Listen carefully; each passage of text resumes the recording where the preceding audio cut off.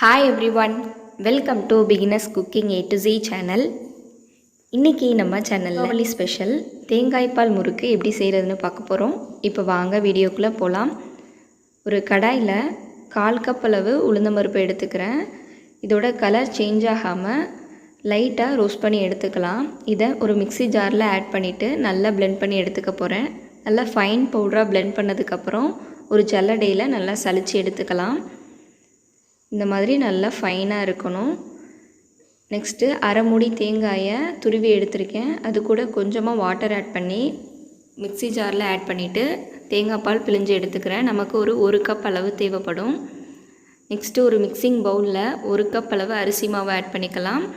நம்ம வறுத்து அரைச்ச உளுந்த மாவு ஆட் பண்ணிக்கலாம். 1 டீஸ்பூன் கருப்பு எள்ளு, 1/4 டீஸ்பூன் பெருங்காயத்தூள், தேவையான அளவு உப்பு ஆட் பண்ணிக்கிறேன். 2 டேபிள் ஸ்பூன் அளவு நல்ல சாஃப்டான பட்டர் ஆட் பண்ணிக்கலாம். இப்போ இதை நல்லா மிக்ஸ் பண்ணி எடுத்துக்கோங்க.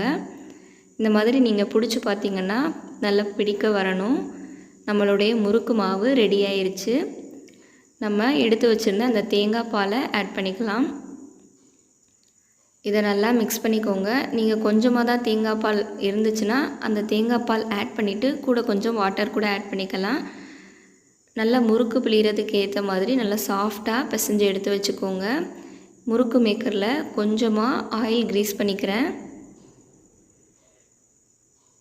இப்போ இதுக்குள்ளே நம்ம மாவை உள்ளே வச்சிடலாம்.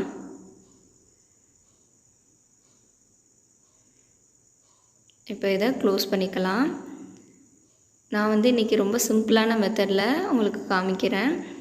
நீங்கள் பிகினர்ஸாக இருந்தீங்கன்னா இந்த மாதிரி கரண்டியில் 2-3 தடவை கூட ட்ரை பண்ணிவிட்டு அதுக்கப்புறம் ஆயிலில் உள்ளே போட்டுக்கலாம்.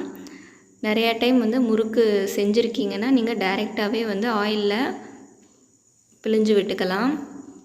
இது எல்லாருக்குமே வரக்கூடிய ரொம்ப ஈஸியான மெத்தட்.